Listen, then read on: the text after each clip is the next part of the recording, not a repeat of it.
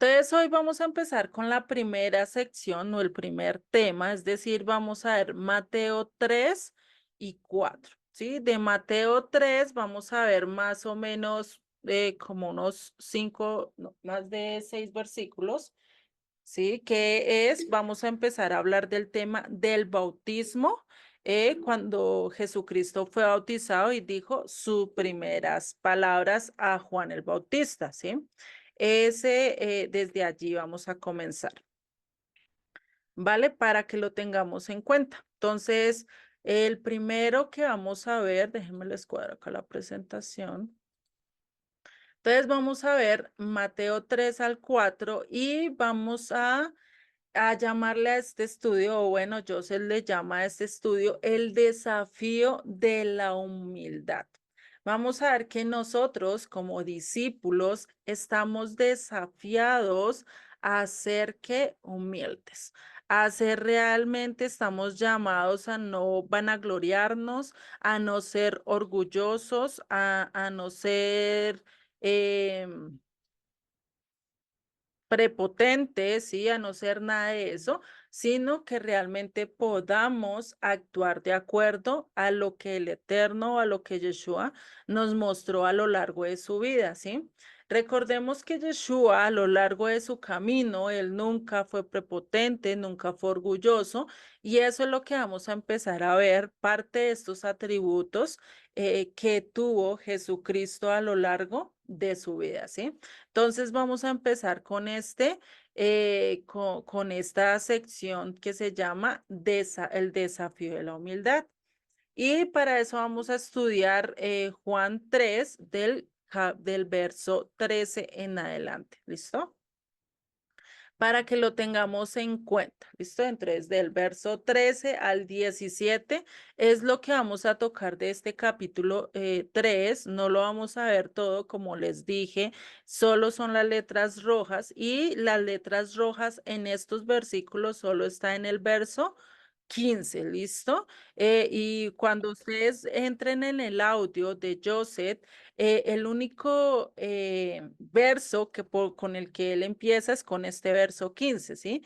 Y no explica muchas cosas de las que yo voy a explicar porque lo complementé con el verso por verso para que lo tengamos presentes, ¿listo? Listo. Dale la bienvenida a Ney, que se acaba de conectar. Bienvenida. Es un placer tenerte hoy para estudiar estas letras rojas. Muchas gracias, buenas tardes. Vale. Bueno, entonces vamos a continuar y vamos a ver estos versos, sí, estos son los principales que vamos a ver en cuanto a este capítulo. Vamos a tocar algunos otros que vamos a ver a lo largo de este capítulo como para entender el contexto y por qué Yeshua le dijo lo que le dijo a Juan el Bautista. ¿Listo? Entonces, en los primeros 12 versos, sí, este capítulo 3, que es donde Juan empieza su predicación, empieza a llamar a la gente a que le hace un llamado a la gente, le hace un llamado al arrepentimiento. Lo mismo que hicieron los profetas, lo mismo que hizo Moisés cuando bajó allá a los 40 días después de esto y cuando el Eterno le dice, mire lo que el pueblo está haciendo, qué fue lo que Moisés les dijo, ustedes qué están haciendo, ¿cierto? ¿Por qué traicionaron a su Dios? ¿Por qué hicieron lo incorrecto? Ese mismo llamado le está haciendo Juan el Bautista a todos ellos, le está diciendo, ustedes qué están haciendo. Vuelvan otra vez a su origen, vuelvan otra vez a las palabras de Dios, dejen de andar conforme a su propia perspectiva, conforme a lo que ustedes quieren, ¿sí? Y esto es lo que Juan estaba haciendo.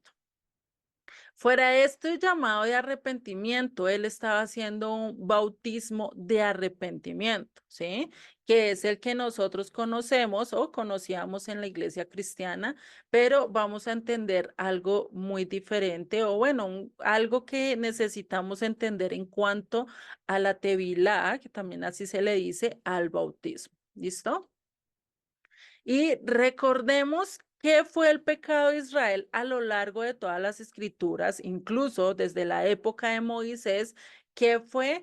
La codicia, el querer más, por lo menos lo vemos la codicia con Coré, lo vemos con varios, incluso desde el inicio con Caín, por no ser recibido ante los ojos del Eterno como él quería, porque Dios no le rindió pleitesía cuando estaba haciendo las cosas mal, pues él también cayó, ¿cierto? Lo vemos que, y a lo largo de toda la historia de las 12 tribus, ¿sí? Recordemos que no solo la casa del norte fue la que cayó, sino todas las 12 tribus estuvieron haciendo lo incorrecto delante de los ojos. Inventaron religiones. ¿Quién se acuerda en qué momento fue que la casa del norte creó o inventó una religión?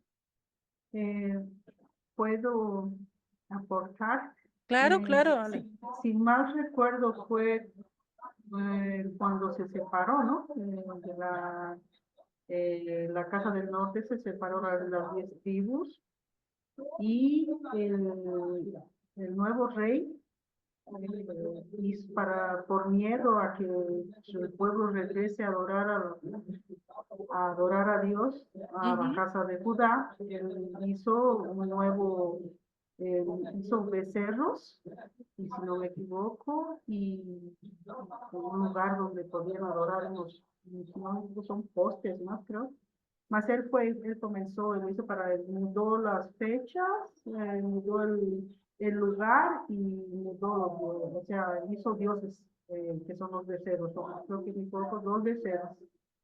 ujú, exactamente. Sí, eso fue lo que hizo. Y el nombre de este rey era Jeroboam, ¿sí? El primer rey de la Casa del Norte, si recordemos que las 12 tribus llegaron para el 930, se dividieron en dos y allí fue donde se empezó a eso.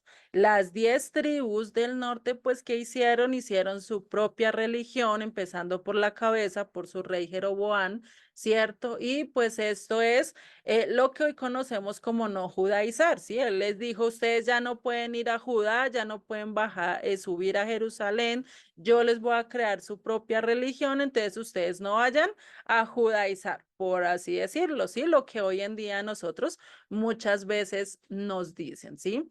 Por eso, pues, ¿qué tenía que hacer Dios? Tenía que mandar a un pastor que sí se preocupara por las ovejas, que no se preocupara por sí mismo como lo hizo Jeroboam, que no se preocupara por lo que o aceptar lo que dice o lo que decían el pueblo, ¿sí? Como lo hizo Aarón en su momento. Él como sacerdote se dejó llevar por el pueblo. No es que el pueblo me pidió que hiciera un becerro. Eso fue la respuesta de Aarón, sabiendo que él tenía el poder, la autoridad de decir, no se va a hacer esto, ¿cierto? Eso es algo que tenemos que ver y pues acá nos vamos a ver cómo es este pastor que no nos busca por interés, por querernos trasquilar nuestra lana, ¿cierto? A nivel tanto físico como espiritual, que no nos va a querer sacar todo lo que nosotros tenemos, sino que realmente nos va a buscar y nos está buscando por amor, porque hasta ahora y actualmente todavía nos sigue buscando. ¿Sí? Y por eso, pues es que Juan el Bautista es tan duro en este momento cuando llegan estos líderes religiosos, lo que son los fariseos, los saduceos, ¿sí? Vienen ahí en el verso 7 de este capítulo 3, él los ve llegar y ¿qué es lo que le dice? Generación de víboras, ¿sí? O sea, y les trata así duramente, porque les dice así de fuerte?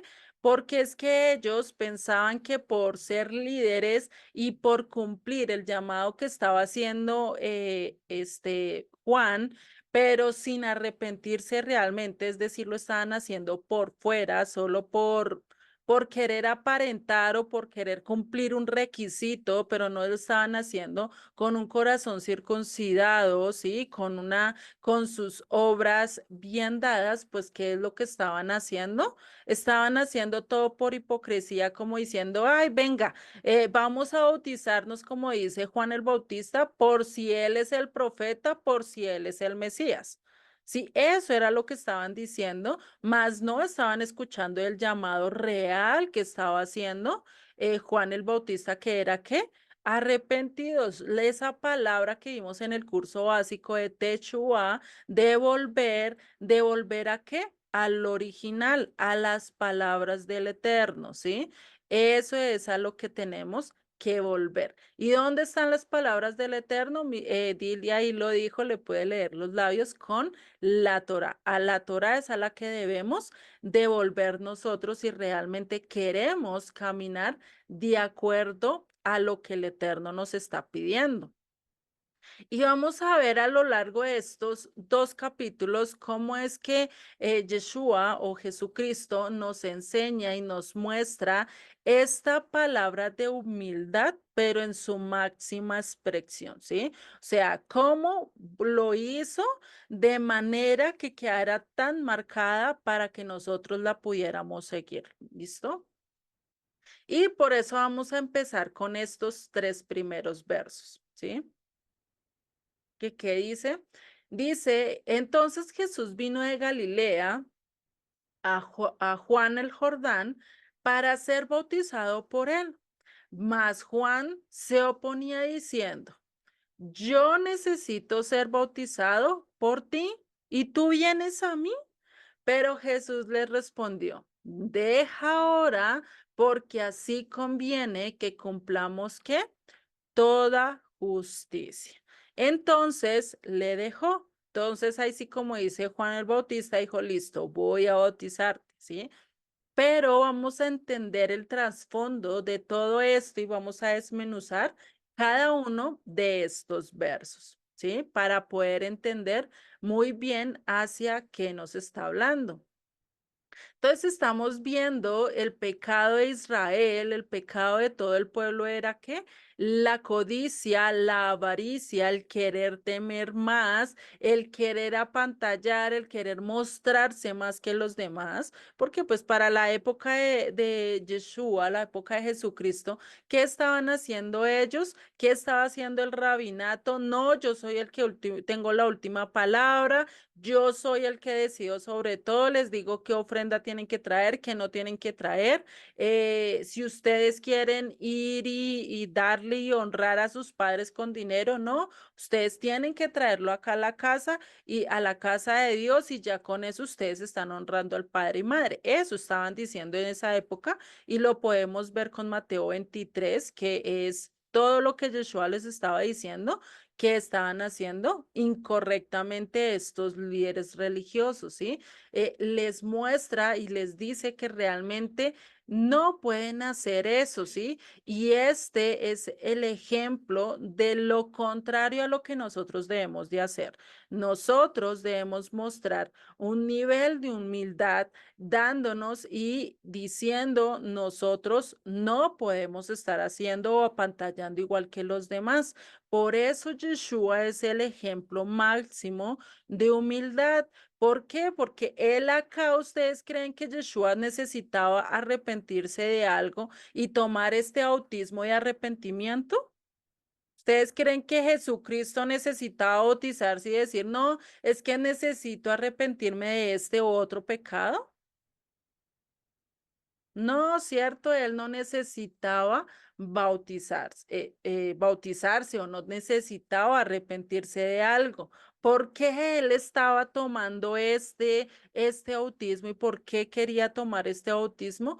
Porque se estaba identificando con el pecado de la nación. Es decir, yo soy, bajó, se quitó todo, eso lo vemos en Filipenses, ¿cierto? Cuando Pablo escribe y dice es que él se despojó de todo, se despojó de su gloria, se hizo siervo, porque ni siquiera cuando vino acá a la tierra vino como rey, vino como pastor, antes fue el líder más rechazado a nivel de su época, sí, fue rechazado, casi lo apedrean. Fuera de eso, cada ratico le estaban buscando el quiebre, es decir, le estaban poniendo la cascarita, le estaban haciendo como el cerrón a ver si podía caer, a ver si podía transgredir en algo, ¿cierto? Le estaban buscando la tentación para que cayera en algo, pero vemos que él no transgredió. Por eso podemos ver que él ahí en este momento, cuando se estaba bautizando, ¿qué estaba haciendo?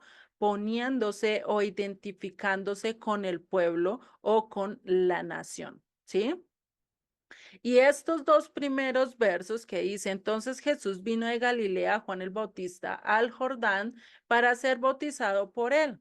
Acá es donde Juan, en este verso 14 que dice, se le oponía, o sea, dice, yo no quiero bautizarte, ¿cómo es que yo voy a bautizar al Cordero perfecto, al Cordero que no tiene mancha, al Cordero que realmente no tiene nada de que arrepentirse? ¿Yo por qué te tengo que bautizar? O sea, eso no cabía en la mente de Juan el Bautista, de decir, te voy a bautizar cuando no tienes de qué perdonar o no tengo o no tienes de qué arrepentirte porque estás haciendo las cosas bien, porque has caminado conforme a lo que el Eterno te ha pedido. Antes que le dicen, no, yo soy el que sí me tengo que arrepentir, yo soy el pecador, tú eres el Santo Cordero, tú eres aquel sacrificio perfecto. Pero ¿qué le dice? Sí, y tengo que hacerlo. ¿Por qué?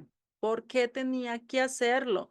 Porque al momento en que él tenía que hacer este bautizo, pues tenía que tomar el lugar del pueblo. Hagan de cuenta que Él desde este momento se está identificando con todos nosotros, el por qué nosotros tendríamos que arrepentirnos y Él estaba dando ejemplo a cada uno de nosotros. Si Él, siendo sin castigo, siendo sin mancha, siendo sin nada, Él nos estaba dando el ejemplo de la máxima humildad, ¿sí?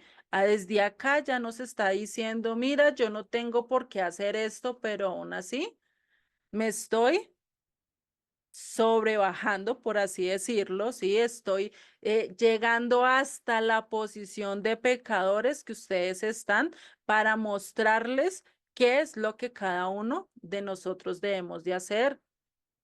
Y por eso es que Juan el Bautista pues que da esa declaración diciendo, yo no necesito o tú no necesitas ser bautizado por mí, yo soy el que necesito, porque Juan realmente sí tenía que arrepentirse, igual que cada uno de nosotros, ¿cierto?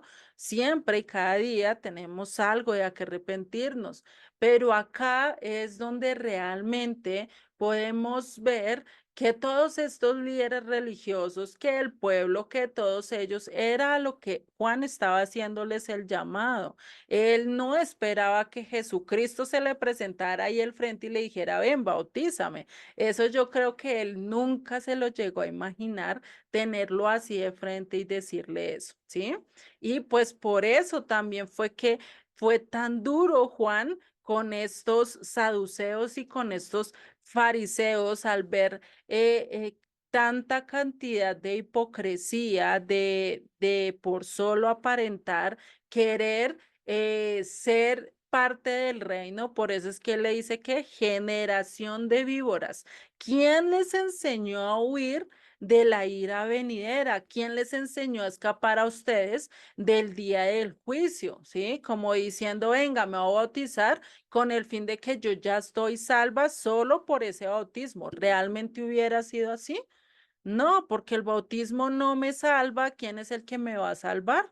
Yeshua, ¿cierto? Eso ya nosotros lo conocemos. Para esa época, ¿quién era el único que podía salvarlos? Pues el Mesías, no había otro.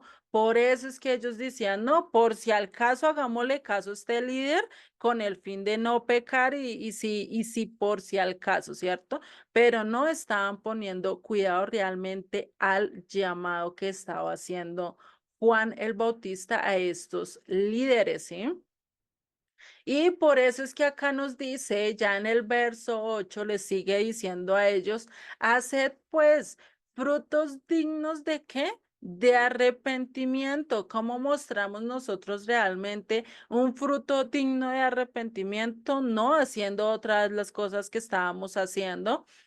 tratando de mostrar misericordia, trabajar en nuestro carácter, trabajar en nuestras vidas, ¿cierto? Y por eso le dice, y no penséis decir dentro de vosotros mismos, a Abraham tenemos por padre, es decir, no piensen que ustedes por tener sangre hebrea, por tener, ser hijos biológicos de Abraham, ya ustedes tienen parte de salvación, porque eso no es la salvación y eso no era lo que quería decir el Eterno, con que ya por tener el ADN ya eres salvo, no, lo que te hacía salvo era que tus decisiones, tus acciones y que caminaras conforme a los mandatos del Eterno. Por eso Juan le sigue diciendo, porque yo os digo que Dios puede levantar hijos de Abraham, ¿aún de dónde?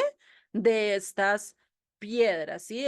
Cuando habla de estas piedras, casi siempre bueno, a nivel de la tradición judía o de los rabinos, enseñanza de los rabinos, dicen que estas piedras fue las que puso Josué como testimonio de que habían pasado el Jordán, ¿sí? Y esto es importante, ¿por qué? Porque es que a veces se nos olvida y pensamos que porque ya el Eterno nos salvó, ya esto, pues tenemos el orgullo de decir yo ya soy salva y le puedo decir a todo el mundo soy salva, pero el problema es que yo no soy salva por mí, por mis obras, por mi bonita cara o por mi ADN, sino realmente porque soy salva por la misericordia del Eterno. Cada uno de los que estamos acá somos salvos por la misericordia del Eterno. Y eso era lo que Juan les estaba queriendo decir. Pero aún así el pueblo no estaban cayendo y menos los líderes religiosos. ¿Por qué? Porque ellos estaban subidos, ellos lo único que querían era la adoración, querían estar realmente adorando, que los adoraran, que los aplaudieran, que les rindieran pleitesía, ¿sí? Y acá en este lugar donde Juan el Bautista estaba bautizando, ¿sí? En esta parte del río Jordán, si nosotros lo miramos en el Evangelio de Juan, ese lugar, dice Juan, el evangelista, dice que este lugar es Betábara, ¿listo? Ya ustedes si quieren lo pueden confirmar más adelante. Igual ahorita acá en un video, la persona del video les va a decir en qué capítulo nos dice Juan que dice esto. Entonces vamos a ver que este Betábara o en el lugar donde Juan el Bautista estaba bautizando y pues allí también se cree que se bautizó Yeshua, se quiere decir esto de Betábara, el lugar del cruce. Y lo vamos a entender un poquito más a nivel histórico con el siguiente video, ¿listo? Bueno, si vemos, acá nos explicó mucho parte de esto, de Betábara, ¿sí? Y es importante porque si vimos, él dijo que estaba bautizando, era del otro lado del Jordán, ¿cierto? Es decir, desde Jordania estaba haciendo el bautismo ¿hacia dónde? Hacia la tierra prometida, lo mismo que hizo Moisés al abrir el Mar Rojo, ¿de dónde estaban saliendo? ¿Para dónde estaban yendo? Entonces, el cruce que ellos estaban haciendo era de que de la tierra de Egipto, de la esclavitud, del pecado, por así decirlo, ¿a dónde? A la tierra prometida, a la tierra de la libertad. Eso es lo que significa el bautismo o la tevilá. Al yo sumergirme, ¿sí? En agua, pues, ¿qué estoy diciendo? Voy a dejar mi pecado, voy a dejar mi viejo hombre, aquel que no se dejaba gobernar por Dios, lo voy a dejar allá debajo del mar y cuando me levante, cuando salga a la tierra prometida, cuando cruce al lugar donde el Eterno me mandó, ese lugar me va a llevar ¿a qué? A la libertad, voy a ser gobernado por él y voy a estar bajo su manto. Eso es realmente lo que quiere decir Betábara, lo que quiere decir realmente hacer la Tevila o lo que realmente estaba llamando Pablo no, sino Juan, a hacer, que era que un bautismo de arrepentimiento, de decirles, dejen ustedes de gobernarse, dejen sus propios principios, dejen los pensamientos de hombres y vuelvan a dónde? A la Torá, a lo que el Eterno les está mandando, ¿sí? Y pues específicamente vamos a ver esa importancia que realmente tenía y que tenemos que tener al dejar nuestro pasado atrás y dejar que nos gobierne el Espíritu Santo, que nos gobierne Yeshua. ¿Para qué? Para caminar conforme a la voluntad y a la humildad del Eterno, ¿cierto? Por eso es que este cruce, pues de la tierra prometida es que yo voy a dejar ese pueblo corrompido que salió de Egipto, va a pasar por las aguas. ¿Para qué? Para purificarse y entrar a la tierra prometida totalmente puros, ¿sí? Eso es lo que quería decir, ese cruce del Jordán, ese cruce del Mar Muerto, ese cruce, perdón, no del Mar Muerto, sino del Mar Rojo, ese cruce que ellos hicieron fue para eso, para purificación. Es decir, el Eterno, antes de darle sus reyes, antes de darle todo esto que estaba haciendo, les estaba dando la purificación, les estaba diciendo, ya ustedes no van a tener que estar confiadas en las cosas del mundo, sino van a estar ahora bajo mi liderazgo, bajo lo que yo les diga y van a estar totalmente limpios, totalmente purificados, ¿sí? A eso es a lo que debían de decirse. Al momento de pasar van a depender totalmente de quién, del Eterno. No van a depender de sus propias fuerzas ni nada de eso, sino que haciendo la voluntad del Eterno.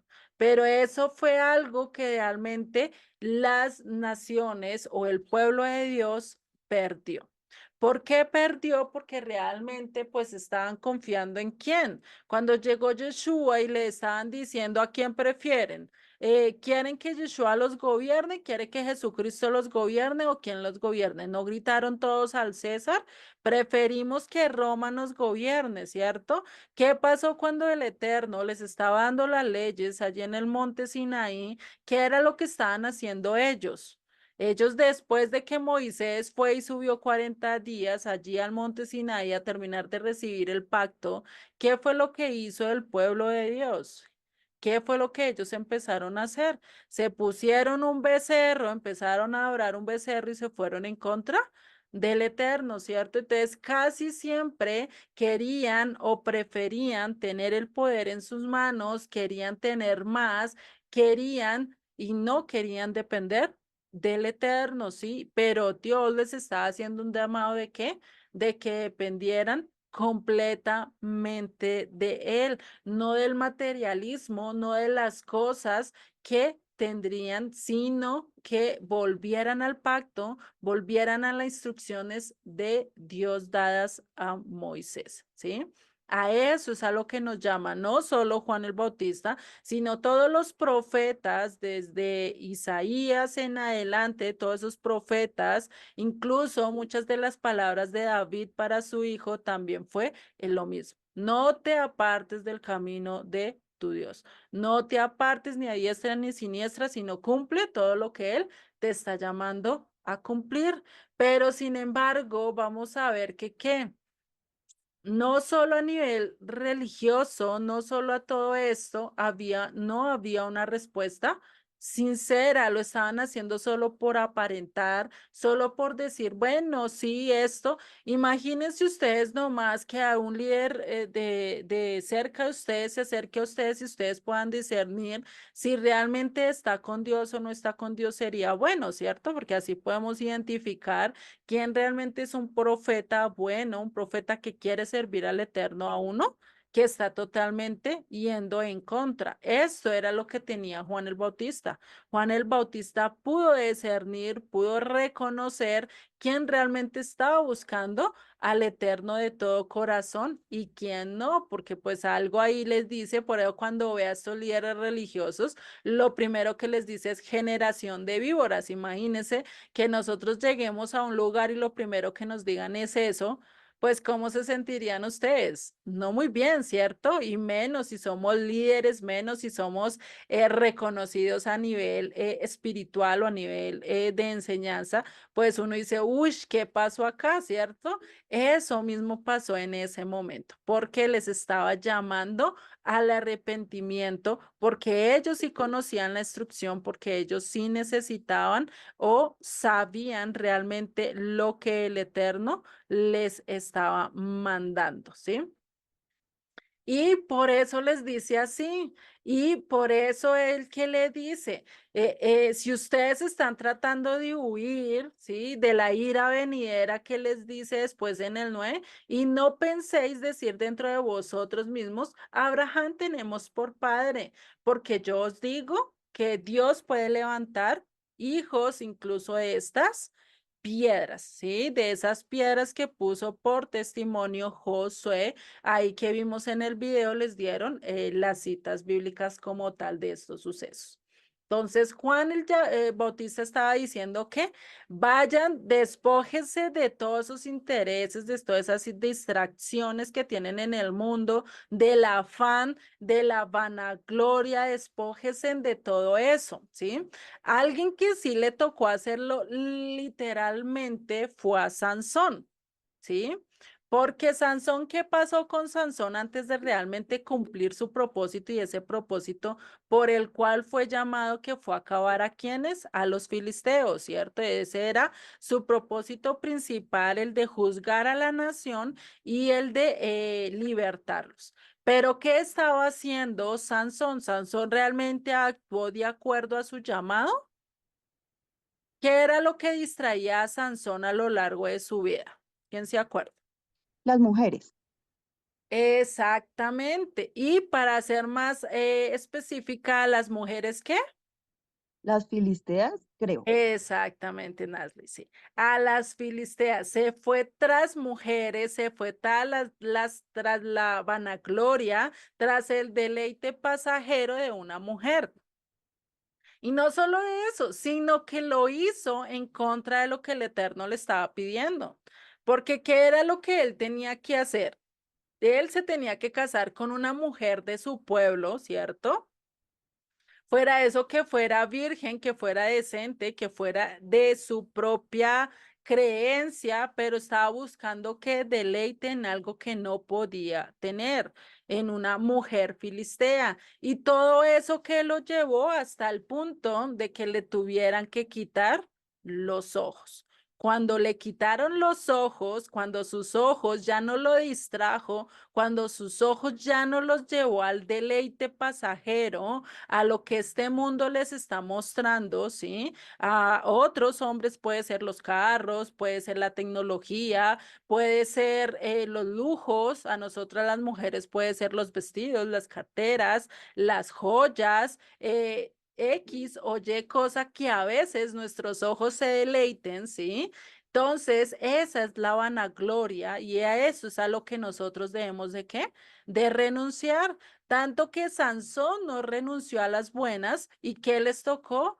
¿Qué pasó después de que se lo llevaron cautivo a Filistea? No le quitaron los ojos y después de que le quitaran los ojos, ahí sí dijo, reconozco que lo más importante eras tú, el indispensable, que el eterno era lo indispensable, que mi propósito era cumplir las palabras del eterno y defender a mi pueblo. Y ahí sí fue cuando realmente hizo y cumplió su llamado.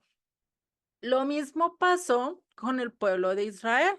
A Israel a que se le llamó a que fuera luz, a que fuera independiente, a que siguiera los mandamientos dados el Eterno, que les daba libertad, que les daba propósito, que iban a ser una nación santa, una nación apartada, ¿sí? ¿Para quién? Para el rey, que iban a ser reyes, que iban a ser sacerdotes, que iban a ser una nación perfecta, pero tenían que seguir ¿qué?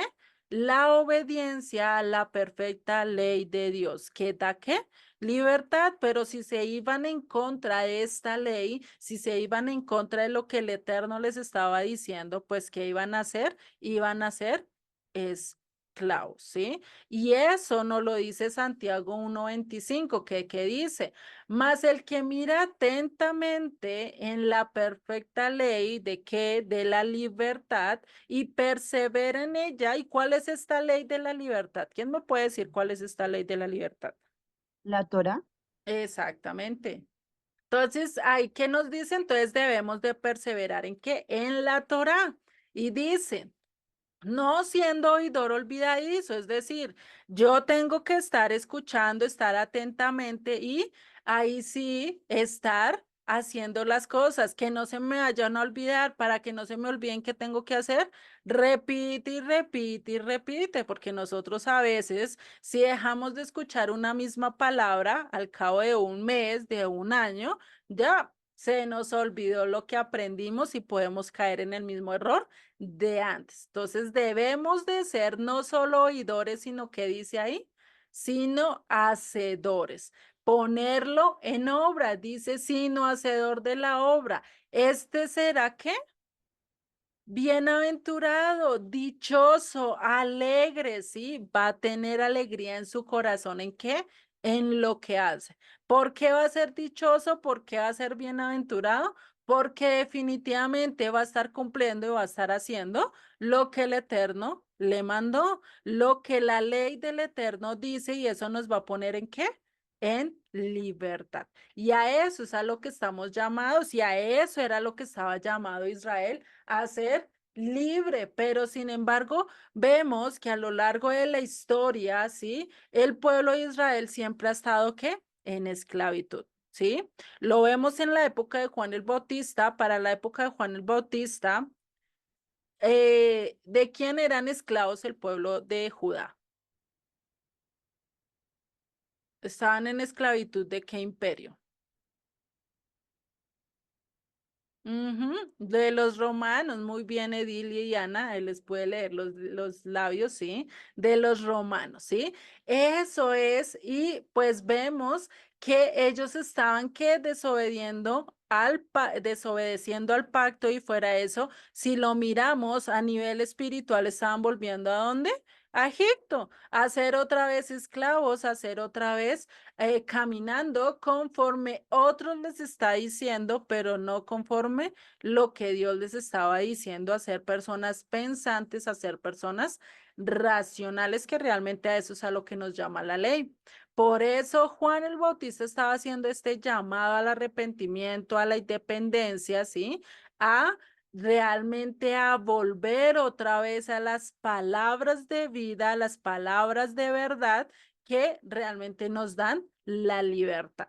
Y ese es el recordatorio que nos da el agua o el cruce del Mar Rojo, el río Jordán, que hicieron tanto Moisés, que hizo tanto Josué, que hizo tanto Elías y Eliseo al abrir las aguas y pasar por ellas. Esto es lo que representa, ¿no? Y pues, ¿qué les estaba diciendo? Recuerden su origen, recuerden el propósito que ustedes tienen como nación.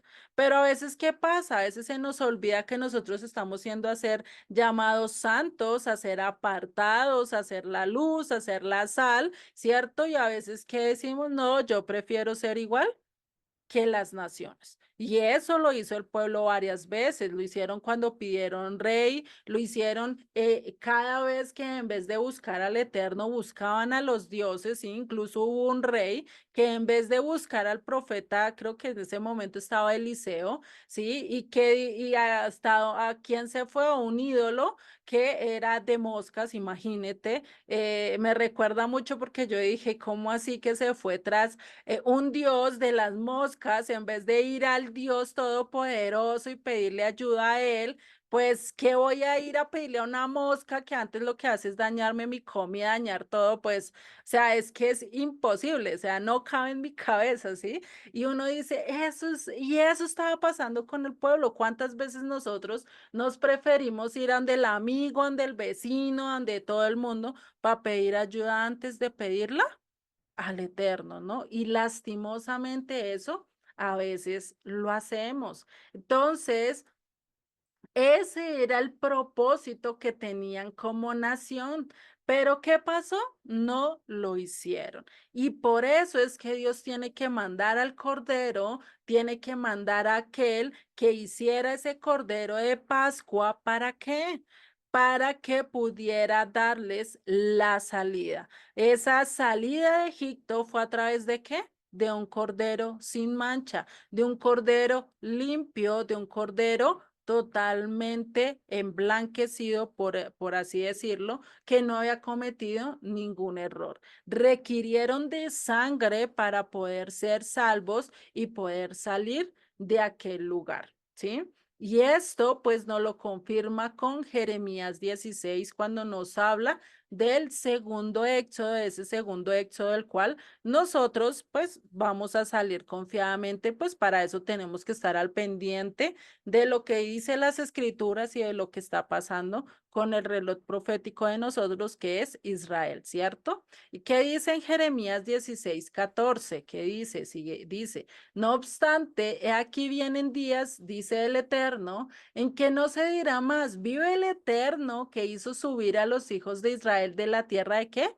De Egipto, sino vive el Eterno que hizo subir a los hijos de Israel de la tierra del norte y de todas las tierras a donde los había arrojado y los volveré a su tierra, la cual di a quienes a sus padres. Esto nos habla del segundo éxodo, de que ya no nos va a sacar de la esclavitud de Egipto, sino la esclavitud de ¿dónde?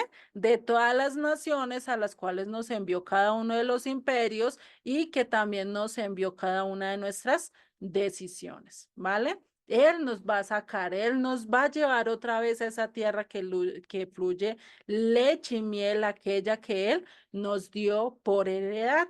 Pues este cordero, este cordero, este sacrificio perfecto, pues sacaría a su pueblo, a Israel, a estas ovejas perdidas, ¿de dónde? De entre las naciones, ¿sí? Y de las leyes de las naciones, ya no cumplirían las leyes de las naciones, sino cumplirían las leyes de ¿quién? Del Eterno, esas leyes que nos llevan realmente a libertad, a vivir mejor, y por eso nos dice las escrituras que ¿qué? Conoceréis la verdad, y la verdad ¿qué? Nos hará libres, exactamente, ¿sí? Por eso es que Yeshua, pues no, a pesar de que no tiene nadie que arrepentirse, a pesar de que no tiene que hacer este bautismo, a pesar de que él no tiene que hacer eso, la función de cuál es él, de salvar todo aquello de lo que perdió Adán, de salvar todo aquello que perdió ¿quién? El pueblo de Israel. Él tiene que recuperar todo eso. Si él no lo recupera, ¿quién va a recuperarlo? ¿Quién es capaz de recuperar todo eso si no es el Eterno, si no es Yeshua? Nadie más, ¿cierto? No hay quien lo pueda recuperar, no hay quien pueda hacer todo esto y por eso es que Yeshua pues toma este lugar y por eso es que Jesucristo le dice y le contesta que deja ahora porque así conviene que se cumpla toda justicia, que se cumpla todo lo que está escrito. Esto conviene.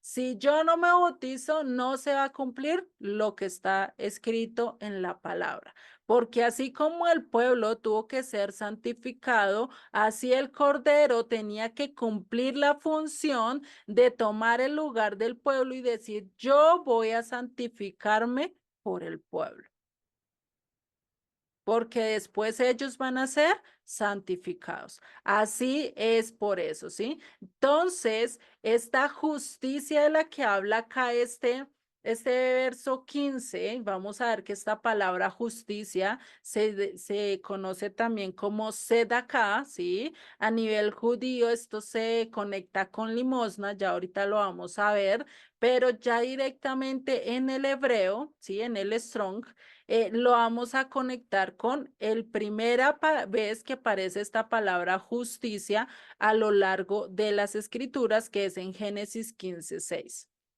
¿Qué dice? Y creyó el Eterno y le fue contado ¿por qué? Por justicia. ¿Sí? Y esta palabra justicia, que es del Strong o H6666, que ¿qué quiere decir? Derecho, rectitud, ¿sí? También equidad, honradez, justicia, justo. Entonces, si vemos estas palabras, nos la da acá con justicia, ¿sí? Y por eso es que Pablo escribió de aquel justo que tenía que ser, y esto nos lo muestra, dice en Romanos 1:16, porque no me avergüenzo del evangelio, porque es poder para salvación de todo aquel que en él cree, al judío primeramente, es decir, a la casa del sur primeramente, y también a qué, al griego, es decir, a la casa del norte que está perdida, que perdió su identidad, ¿sí? A eso es a lo que se está diciendo. Por eso es que era necesario revelar este atributo de humildad, este atributo de justicia, para dar a cada quien ¿qué? Lo que le corresponde, ¿sí? Si tú fuiste justo, vas a recibir justicia. Es decir, esto es como el que siembra cosecha, ¿sí? Si tú sembraste 10 semillas de limones, pues te van a salir 10 maticas de limones, ¿cierto? No te va a salir, no es que vas a sembrar 10 maticas de prepotencia y te van a salir 10 maticas de humildad, que eso vas a recibir, ¿cierto que no? Si siembras prepotencia, si siembras orgullo, pues eso mismo vas a recibir. Y si algo que dice a lo largo de las escrituras es que a Dios no le gusta el orgullo, porque el que es orgulloso, ¿qué va a hacer? Humillado, más el que humilla va a ser ¿qué? Exaltado, ¿sí? Entonces, por eso nosotros debemos de ser ¿qué? Humildes. Debemos de llegar a ser conforme a lo que él dice. Por eso esto de justicia es lo que nos revela Dios a través de quién? A través de nuestro Mesías. Nos muestra que Yeshua sí fue justo, es decir, cumplió a cabalidad lo escrito, y eso por eso estamos estudiando estas letras rojas, para comprender qué fue lo que él cumplió, qué fue lo que él enseñó y si realmente falló o no falló en ciertas cosas. Y vamos a ver que esa fue la virtud, por eso es el Cordero Santo, por eso es el Cordero que realmente pudo darnos la entrada al pacto, pudo llevarnos a la salvación. Pero ¿por qué conviene que el Mesías, que Yeshua, que Jesucristo lleve a cabo esta purificación? ¿Por qué nos conviene a nosotros el ser purificados? Porque simplemente no hay justo ni aun uno. Ninguno en la tierra, ni arriba en los cielos, ni debajo en la tierra hay justicia. El único que fue justo fue Yeshua. Y si Él nos da este ejemplo de purificación, si Él nos muestra este ejemplo, que aún Él tuvo que pasar por estas aguas, por este cruce, diciendo, yo voy a rechazar al mundo, yo voy a rechazar el materialismo, yo voy a rechazar al yo, voy a morir a mí yo, voy a morir a lo que yo quiero y voy a vivir bajo lo que el Eterno me está pidiendo. Eso fue, y él nos dio primeramente ¿qué? Un ejemplo para que nosotros pudiéramos seguir. Es como un papá con un niño chiquito. Si el papá le dice usted tiene que comerse la verdura, pero el papá coge y deja toda la verdura, ¿usted cree que el niño se va a comer la verdura? No, cierto, no se come la verdura porque dice, pues si mi papá no se la come, yo ¿por qué tengo que comérmela?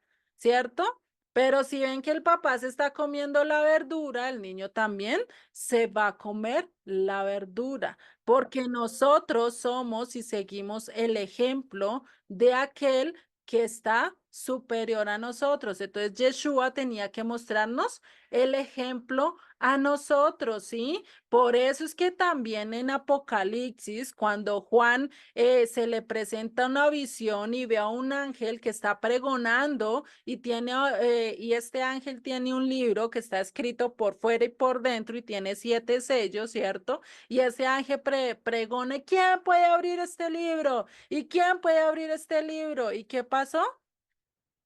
¿Qué decía? Dice, no había ni uno justo, no había nadie que pudiera abrir ese libro. ¿Por qué? Porque no había justo ni en los cielos, ni en la tierra, ni debajo de la tierra. ¿Quién fue el único justo? El Hijo del Hombre. Nuestro Mesías fue el único, el Cordero inmolado fue el único que pudo o puede abrir este libro, ¿sí? Entonces, Él es el único, no hay nadie más que pueda representar tal cual los mandamientos, vivirlos y ponerlos por obra, porque ninguno de nosotros lo podemos hacer.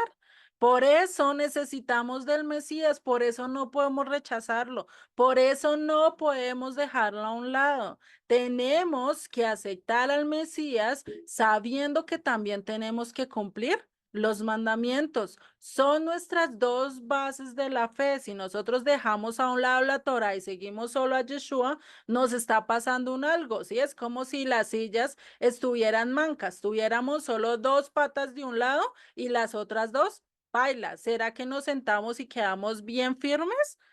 No, ¿cierto? Y si tenemos la Torá, pero no tenemos al Mesías, ¿qué va a pasar? Igual nos caemos, es lo mismo. Tenemos que tener las dos bases, tenemos que tener las dos fuentes, por eso el templo tenía 2 columnas y nuestra fe también tiene 2 columnas. Tenemos que tener la Torá, tenemos que tener la ley dada a Moisés y tenemos que tener la fe en el Mesías. Tenemos que tener ese testimonio. Si rechazamos lo uno de lo otro, nos salemos más para acá o más para allá, estamos perdiendo. Tenemos que tener un balance y saber que no podemos rechazar a aquel que nos dio la libertad, porque sería lo peor. Si nosotros rechazamos a aquel que nos dio la libertad, ¿qué haríamos nosotros? ¿Cómo nos podríamos salvar? Ni por más que corramos, ni por más que hagamos, ni porque nos vistamos, ni porque nos pongamos, podemos ser salvos. Entonces, esto es lo que nos está diciendo acá las escrituras. Entonces, el único que se halló digno realmente, ¿quién fue? Nuestro Mesías, Yeshua, Jesucristo, es el único. Por eso es que conviene que alguien tome el lugar. ¿Por qué? Por los injustos. Que alguien tome nuestro lugar, que alguien tome lo que nosotros deberíamos haber pagado, que es la muerte, tome ese proceso de purificación también, tome ese proceso de qué, de recuperación de todo lo que se había perdido, porque Adán perdió la autoridad, Adán perdió realmente el poder estar con el Eterno, ¿cierto? Israel que perdió fue esposa infiel, obedeció a su esposo, hizo conforme quiso y pues todo eso tendría que ser ¿qué? Necesario restaurar el pecado de primera Abraham y restaurar todo aquello que perdió también el pueblo de Israel. Por eso necesitamos saber qué fue lo que perdimos como pueblo, qué fue lo que perdimos como nación, como independientes, como hombres, siendo descendencia de Adán, ¿cierto? Que el mismo pecado nos cae a nosotros. Todo eso tenía que, ¿quién recuperarlo? Yeshua. Por eso tuvo que hacer todo lo mismo que el pueblo hizo. Así como el pueblo cruzó y se purificó, pero falló, ¿qué hizo Yeshua? Yeshua cogió y se purificó, pero realmente hizo lo correcto, cumplió con lo que tenía que cumplir el pueblo. Y a eso es a lo que estamos llamados. Por eso es que Él lleva a cabo esta purificación. Por eso Él, a pesar de que no tiene que arrepentirse, a pesar de que no tiene que hacer nada, pero se está identificando con la nación, con el pueblo y con lo que Adán hizo, con el fin de que de recuperar todo lo que todos perdemos, ¿sí? Todo lo que nosotros hicimos. Entonces, vamos a seguir acá con el tema, ¿sí? Entonces, al mismo tiempo que está identificándose con el pueblo que transgredió, que se fue tras la avaricia, tras la riqueza, tras la codicia, tras ser prepotente, pues el que hizo todo lo contrario, nos mostró un modelo totalmente contrario a lo que hizo la humanidad y a lo que hizo el pueblo de Dios. Por eso esto, para que se cumpliese toda justicia, ¿sí? Y vamos a ver que esta palabra sedacá también tiene que ver con la limosna, como lo dijimos al principio, ¿cierto? Es la que se utiliza esta sedacá, ¿sí? O esta ofrenda de sedacá que a veces decimos, es la ofrenda que se le da a los pobres, a las viudas, a los necesitados, ¿sí? ¿Y es por qué? Porque esta ofrenda lo que hace es que demos justicia, es decir, le recompensemos también a ellos son también parte del pueblo, ellos son también, merecen también un sustento, merecen también algo de qué tener, ¿cierto? Por eso Mateo en 6:2 que nos dice, cuando pues des limosnas, no hagas tocar trompeta delante de ti como hacen los hipócritas en las sinagogas y en las calles para ser alabados por los hombres. De cierto os digo que ya tienen su recompensa. ¿Por qué ya tienen su recompensa? Porque ya fueron alabados por el pueblo, ya recibieron su merecido, es decir, ya recibieron su ganancia, lo que ellos querían, fama, ¿sí? Nosotros cuando demos ofrendas, cuando demos limosna, como lo dice acá, aunque eso suena como feo, a mí nunca me gustó esta palabra de limosna, más bien cuando tú ayudes a los necesitados, cuando tú veas a alguien que realmente necesita algo, no toques tamboriles, no lo grites a los cuatro vientos, no se lo cuentes a nadie, eso es entre tú y quién y Dios.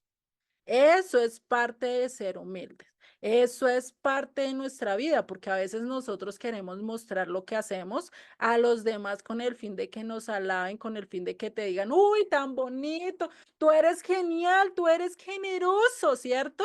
A veces nos encanta que nos digan eso, pero eso no es lo que debemos de tener. Nosotros, eso es algo que debe ser entre tú y Dios, y si tú es posible, envía la ofrenda anónimamente, porque ¿a quién van a adorar?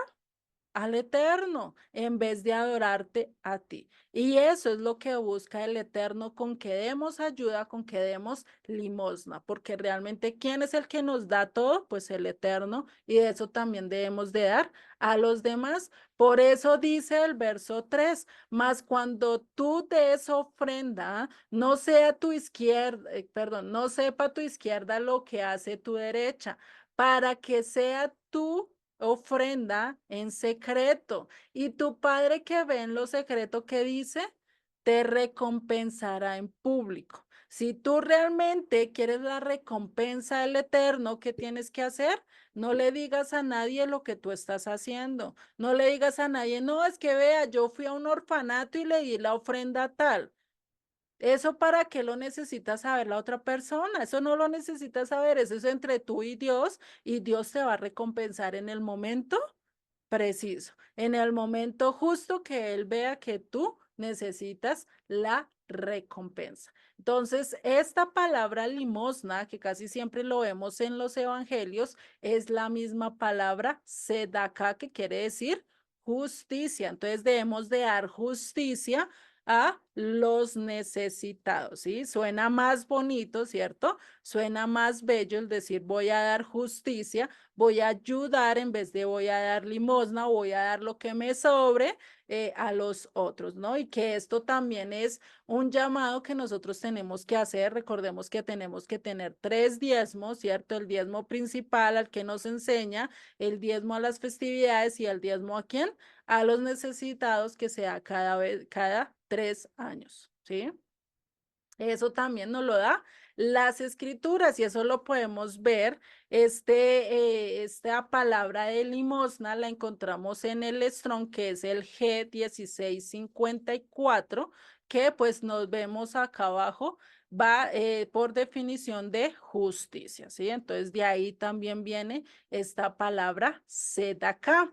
Y este es el atributo de mostrar esa bondad que el Eterno nos está mostrando. Si Él es justo contigo, te está dando todo lo que necesitas, te está mostrando misericordia, te está mostrando amor, te está mostrando generosidad, benevolencia, ¿cierto? Provisión de todo, pues cuánto más nosotros no debemos demostrarlo con los demás, ¿cierto? Nosotros debemos ser también ejemplo para aquellos que no han conocido. Entonces, por eso no necesitamos tocar trompeta ni nada de eso o mostrar qué tan generoso eres, sino más bien hacerlo y quedarte callado, que eso es lo mejor de lo mejor que podemos hacer, ¿sí?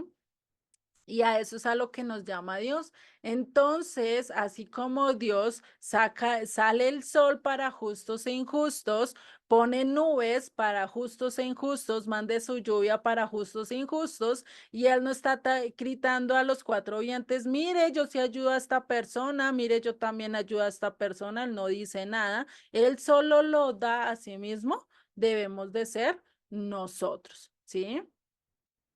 Entonces tenemos que mostrar este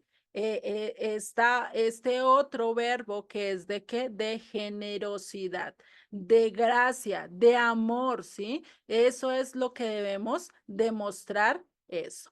Y después de todo esto, después llega el momento donde hace, donde hace el acto de humildad, donde se identifica, donde dice que jamás hubo engaño en su boca, donde ya él no cometió pecado, donde ya él no hizo nada y se hizo ¿qué? Semejante a los hombres. Por eso es que pasa lo que dice en el verso 16 y dice, y Jesús, después que fue bautizado, subió del agua y he aquí que los cielos le fueron ¿qué? Abiertos y vio al Espíritu de Dios que descendía como paloma y venía sobre él. Entonces, para entender, vemos que Jesucristo, antes de que se le abrieran los cielos, antes de que Dios lo magnificara, antes de que el Espíritu de Dios descendiera, ¿qué tuvo que hacer? Humilde. Antes tuvo que despojarse de todo, de su gloria, de ser siervo. Antes tuvo que dejar de ser y pensar que él lo tenía todo para ser humilde y decir, voy a depender del Eterno. Voy a depender absolutamente de él, ¿sí? Y a eso es a lo que él nos llama. Y vamos a ver que esto de paloma, entender el por qué la paloma es muy importante, ¿sí? Paloma en el hebreo quiere decir Jonah, ¿sí? Que hay un profeta también, el cual en hebreo se llama Jonah. ¿Quién se acuerda? Acá sí se lo va a preguntar a Roxana. Roxana, ¿tú te acuerdas cuál es el profeta que también se llama Jonah? Jonás, el que fue a predicar en Nínive. Ujú. Muy bien, con Jonás. Recordemos que Jonás tenía una misión, o bueno, sí, tenía una misión muy similar a la de Jesucristo, muy similar a la de Pablo, muy similar a la de Pedro. ¿Cuál era esa misión? La misión de él era ir y llevar su mensaje a quienes, a los gentiles, ¿sí? La misión de Jonás era ir y hablarle al pueblo asirio, al pueblo de Nínive, donde realmente no era parte del pueblo, donde después de 50 años de que Jonás le diera la palabra, estos de Nínive iban a ir contra el pueblo de Israel y eran los que los iban a dispersar por las naciones. Imagínate eso.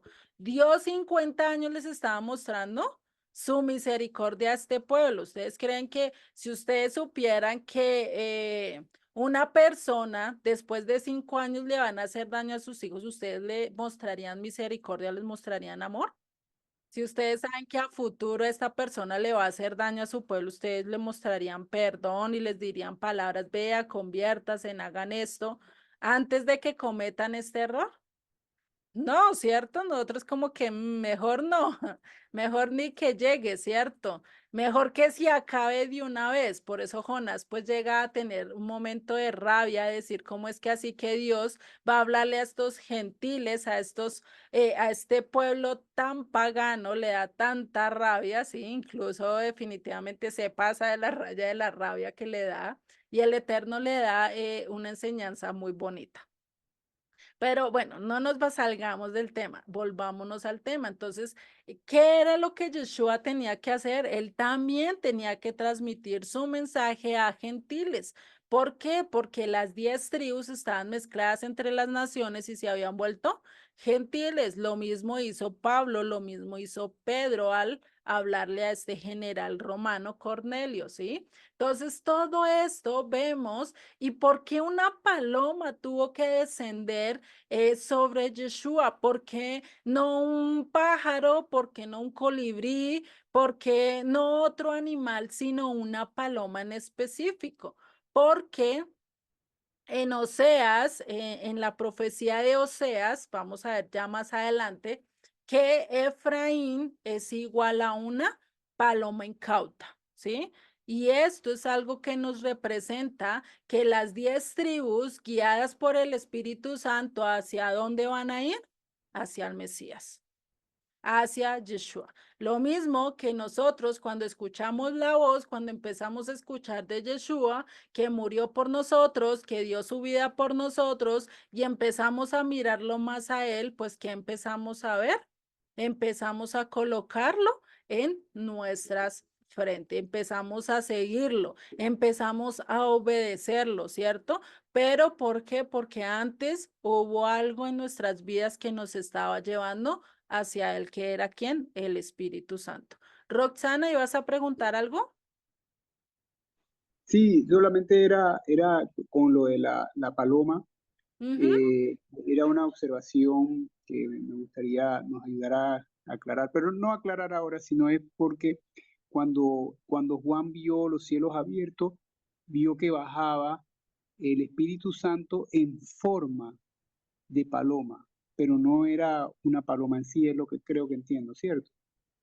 Sí, pero pues igual imagínate, es como si tú estuvieras viendo la paloma, pero es el Espíritu Santo, ¿sí? Y ya ahorita lo vamos a explicar más, dame un tiempo, ¿sí?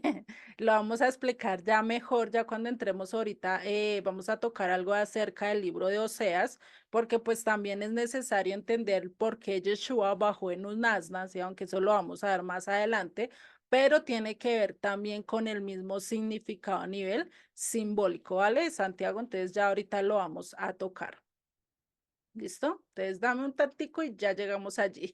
¿Listo? Entonces, antes de entrar a Oseas, vamos a ver lo que iba a hacer Yeshua al momento de traer y de limpiar a estas ovejas, a esta paloma descarriada, incauta que nos habla en Oseas, ¿sí? Y que es importante entender los simbolismos porque el Espíritu Santo se podía mostrar en cualquier otra forma, pero ¿por qué paloma? ¿Sí?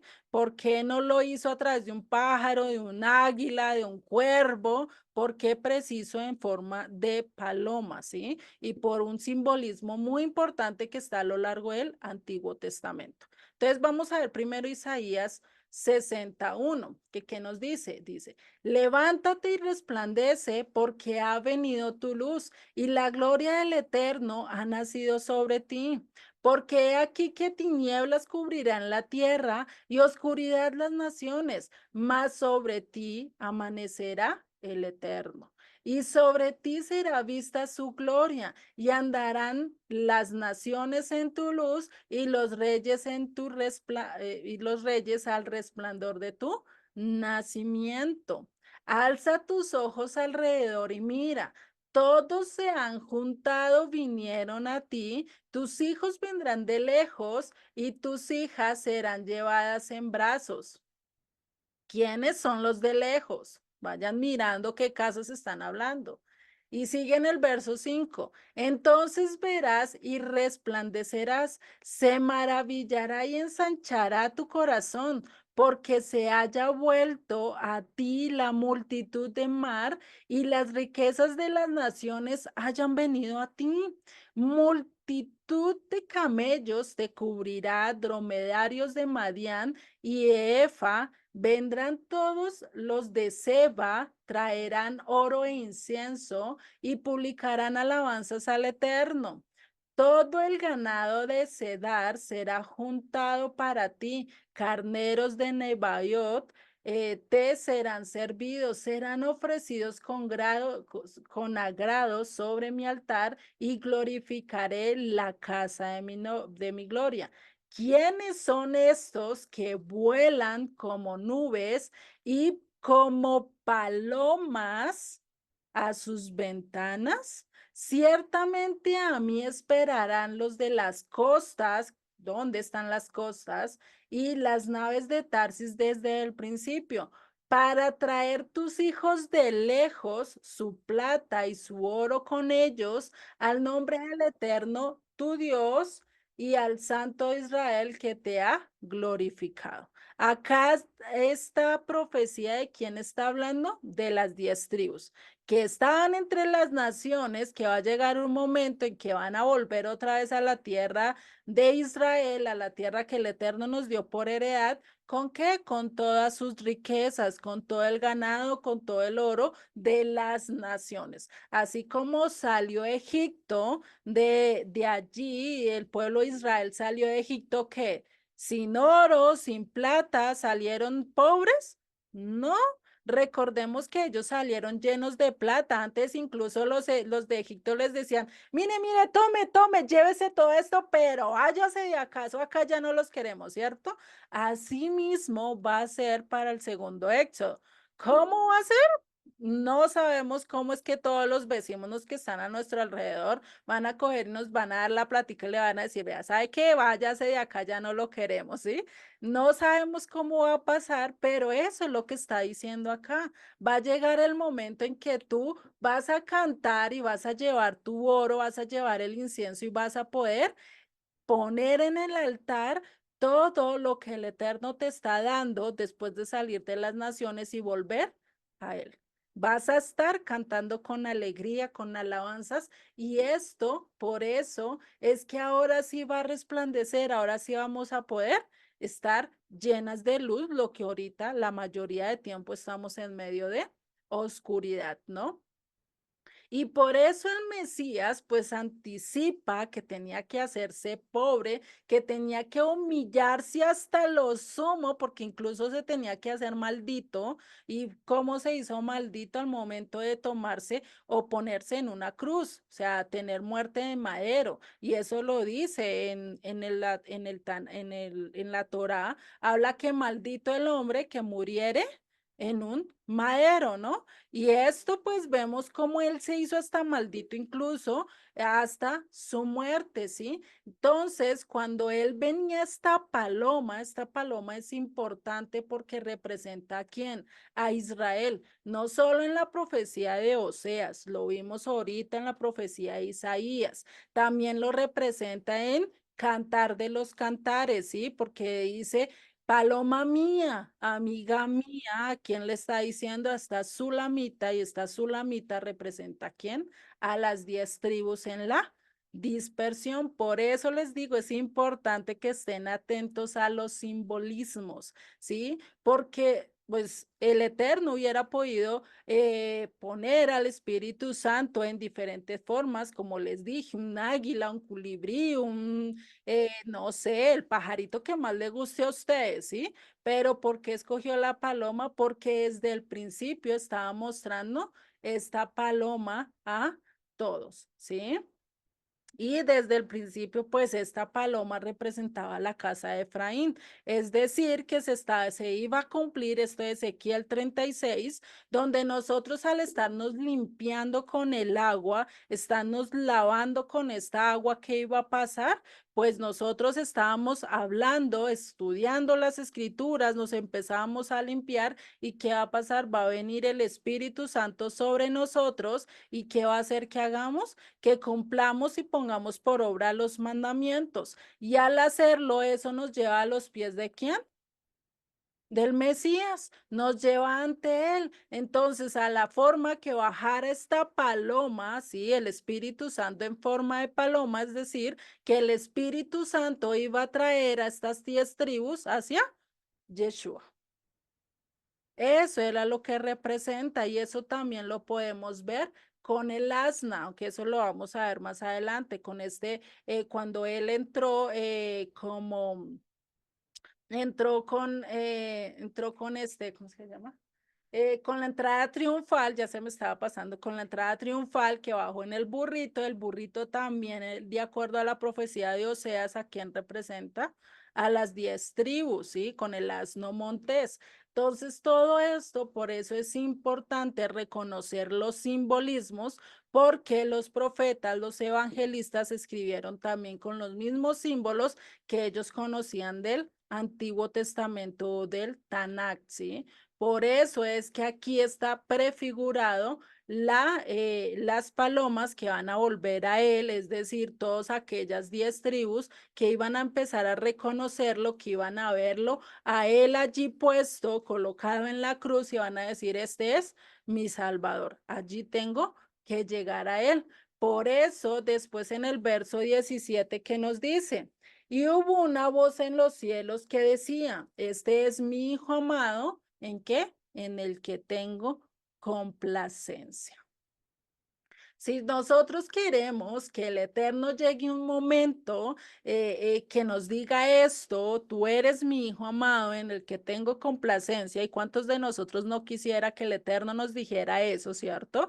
Por lo menos eso lo anhelamos todos los días, así como queremos que nuestros padres terrenales estén orgullosos, pues cuánto más nuestro Padre Celestial, ¿cierto? Entonces, ¿qué tenemos que hacer?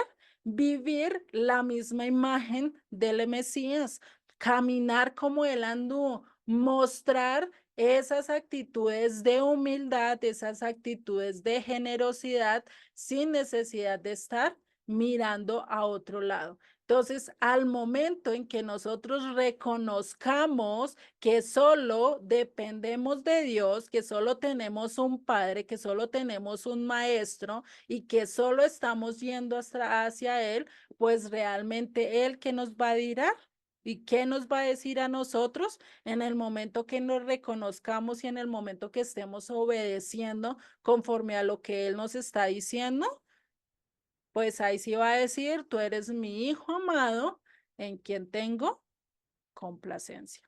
Pero al momento de qué? De cumplir todo lo que Él nos está pidiendo. No sé si hasta acá tengan preguntas o si te quedó ya un poquito más claro, Santiago, esto en cuanto a la paloma. Todo bien, gracias. Terrible. Vale, bueno, lo importante es que te quedara claro. Recordemos que eso pues lo vimos mucho con el libro de Oseas, también tocamos creo que parte de esto del bautismo. Por eso es bueno estar en todas las clases, más que todas las 66 sesiones, porque nos muestran varios simbolismos, ¿no? Hasta acá quedan dudas, preguntas o quieran hacer algún comentario. Solo estos versos, si vimos, nos demoramos 2 horas solo en estos 2 versos para entenderlos, para entender solo estos versos que acabamos de ver. Y ya la otra clase empezamos con la tentación del Mesías, que ya nos vamos a ver en el capítulo 4. No sé si hasta acá vamos bien. Bueno, yo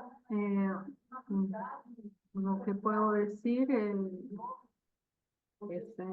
lo siguiente, ¿no? Que por eso es que es muy necesario que nosotros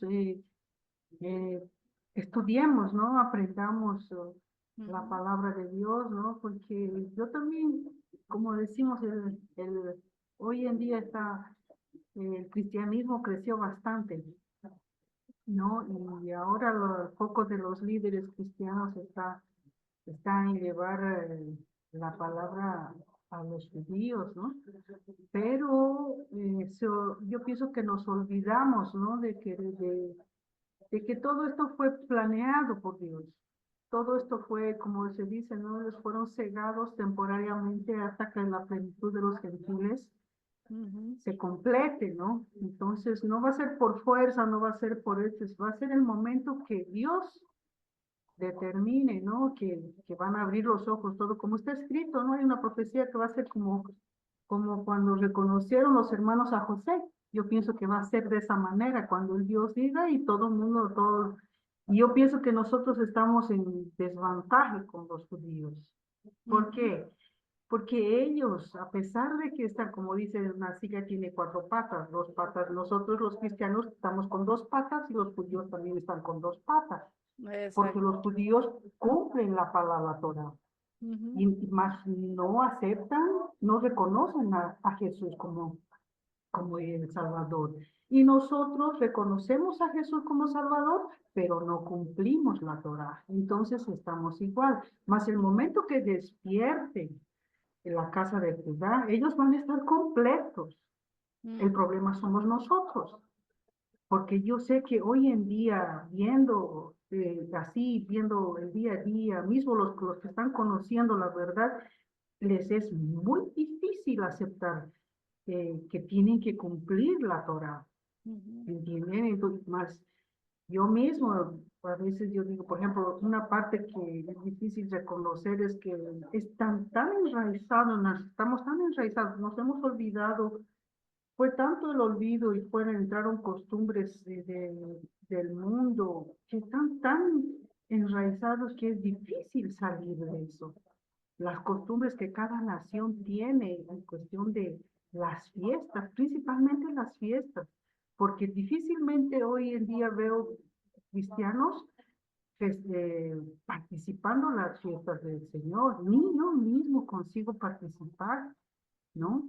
Más las fiestas del mundo, todo el mundo está adentro, ¿entienden? Mismo queriendo, no queriendo, estamos dentro, estamos ahí, conocemos, sabemos cómo son las tradiciones, cómo es esto, cómo es el otro, qué tienes que hacer, cómo no tienes que hacer, qué tienes que preparar, qué no preparar, cómo vestirte, más las fiestas de Dios no lo sabemos. Yo mismo reconozco, yo no sé, yo ujú, estoy, como dice, ¿no? La primera fiesta que estoy tentando todavía acertarme es el Shabbat. Es el Shabbat donde dice que es y mismo así es difícil, porque uno tenta entrar, pero jalar a la familia es difícil. Ahí viene el confronto, viene la rebeldía, viene, ¿por qué? Y uno quiere imponer, uno no puede, porque no es por imposición, no es a la fuerza, dice el Señor. Ahí uno queda, por ejemplo, uno queda así medio, ya, ¿cómo que hago? ¿Para cuál? ¿Para izquierda? ¿Cómo hago? Quiero ujú, imponer, pero ¿dónde está el amor? Ya, porque dice, tenemos que tener equilibrio. Dios vino a dar equilibrio. No podemos ser extremos, ¿no? Tal como esos 2 líderes que había, que uno era permisivo y el otro era drástico. ujú. ¿Entiendes? Entonces es sumamente difícil, ¿no? Yo pienso que tenemos que, bueno, a partir de mi persona, orar, ¿no? Orar es, a veces no es fácil, porque dice, pedimos mal. ¿Por qué? Porque no sabes lo que pides, no sabes cómo pedir. Ujú, Entonces, yo pienso que, como dice, tenemos que volver a ser niños, aprender nuevamente, olvidar todo lo que hemos aprendido en este mundo, dejar nuestra jerarquía, nuestro conocimiento que tenemos del que el mundo nos ofreció y hacernos como niños, aprender, reconocer errores, aceptar que un joven de 30, yo teniendo 55 años yo tengo, y aceptar que una niña de 25 tiene más conocimiento, más sabiduría de Dios que yo. Y eso con el mundo. Podemos decir, ¿cómo? ¿Cómo es? Yo respeto aquí mis canas, ¿no? Pues, yo pienso que no es así. pero es bien difícil aceptar eso de ahí, porque eso es como que tiene que uno engolir ese orgullo de decir que yo tengo tantos años, yo tengo sabiduría del mundo, yo conozco, yo sé, y bajar la cabeza y decir, no, yo tengo mucho que aprender. A pesar de mi edad, yo tengo mucho que aprender. Aprendí todo errado, entonces tengo que apagar todo lo que aprendí y volver a empezar.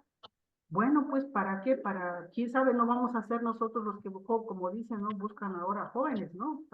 Joseph quiere jóvenes para poder llevar la palabra al mundo, pero nosotros los mayores, ¿para qué estamos aprendiendo? Yo pienso para repasar a nuestros hijos aquí en casa, Ajá. a nuestros nietos, ¿no? Ya que los hijos a veces no pueden, no tienen tiempo, bueno, entonces yo no tengo nietos todavía, pero tengo mis hijos. Sé que es difícil, ¿no? Entonces yo pienso que es por eso, yo me tranquilizo con eso, ¿no? Entonces es bien difícil, más tenemos que comenzar de abajo, aprendiendo, siendo humildes, ¿no? Que es difícil, engulliendo por el Señor. Bueno, esa sería mi opinión, ¿no? Entonces no nos desesperemos, ¿no? Porque de querer enseñar a los judíos, porque nosotros estamos, si ellos abren sus ojos, estamos perdidos. Y eso yo pienso, ¿no? Porque no está, nos falta mucho por cumplir la palabra, la Torah, como tal, como está escrito. Bueno, esa es mi opinión.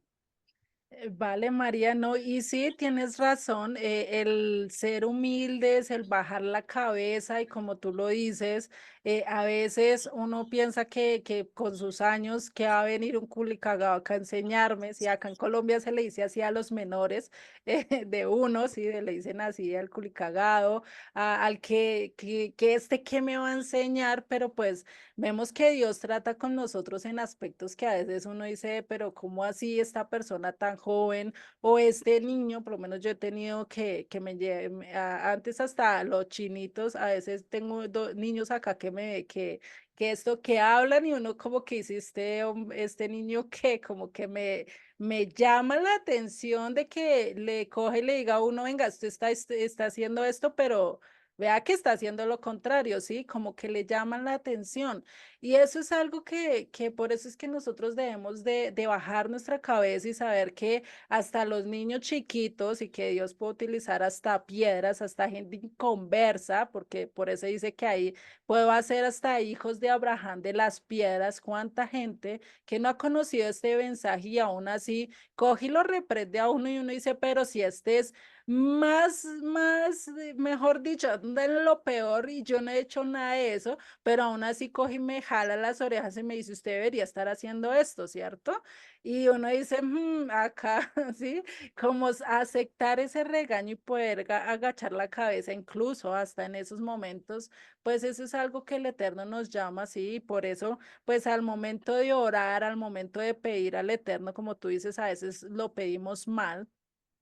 Y lo mejor que podemos estar y para pedirle al Eterno y estar orando al Eterno, pues ¿cómo lo podemos hacer?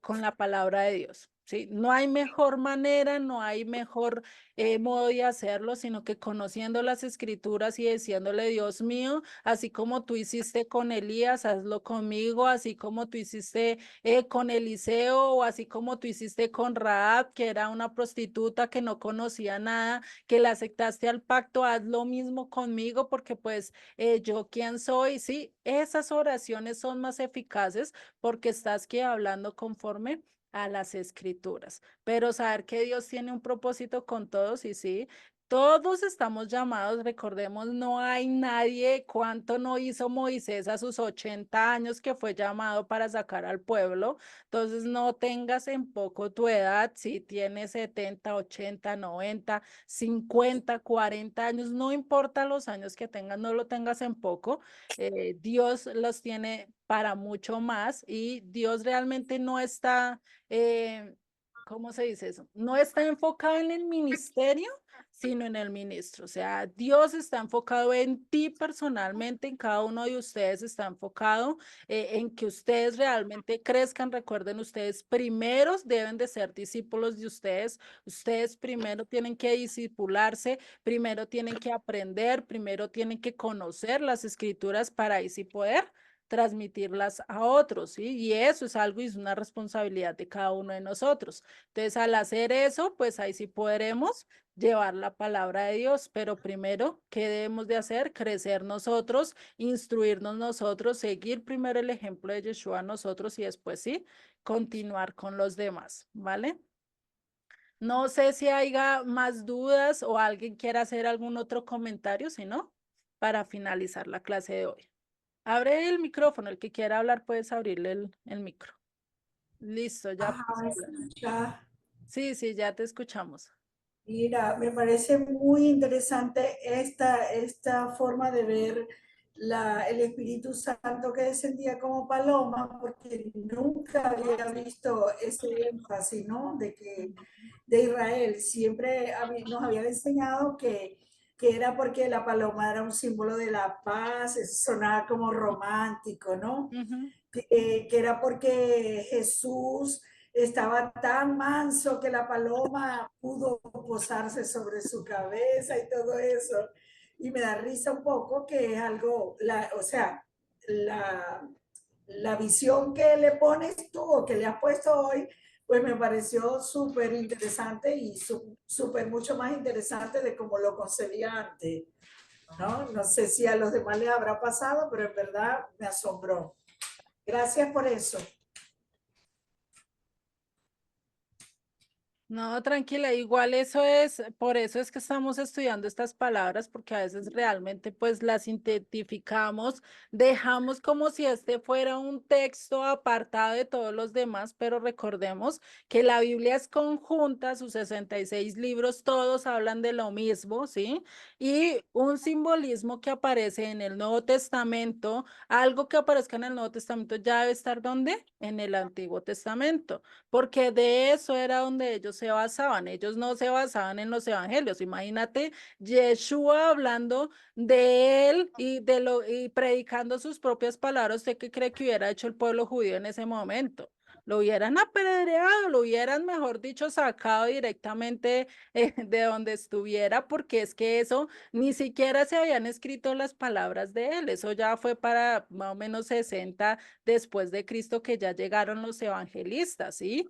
Y recordemos quién fue el único discípulo que escribió, bueno, fueron realmente solo 2 discípulos que escribieron los evangelios. Los otros 2 no eran discípulos, ellos entendieron y aprendieron de Jesucristo después de años después. ¿Quién sabe cuáles fueron estos 2 que no eran discípulos? Exactamente, Lidia, ya me dijiste, Lucas y Marcos, ¿cierto? Exactamente, eran hombres que no conocían. Lucas, a través de quien aprendió todo lo que pasó con Yeshua, a través de Pablo, a través de Pedro, a través de él andar con los discípulos, pero él nunca vivió con Jesucristo, nunca estuvo con Jesucristo. Entonces, esto es algo que tenemos que tener siempre en cuenta. Cuando veamos un simbolismo en el Nuevo Testamento, tenemos que buscarlo ¿dónde? En el Tanakh, en el Antiguo Testamento, para saber a qué se está refiriendo, ¿listo? Y no solo en un solo texto, sino mirarlo en todos los 39 libros que tenemos del Tanakh. ¿Para qué? Para que no vayamos a decir incoherencias o saquemos un texto mal de la escritura, ¿sí? Por eso es la importancia de de incluso de de saber que habla por lo menos cada uno de los 66 libros, como para poder lo menos saber a qué nos está llamando cada uno, ¿no?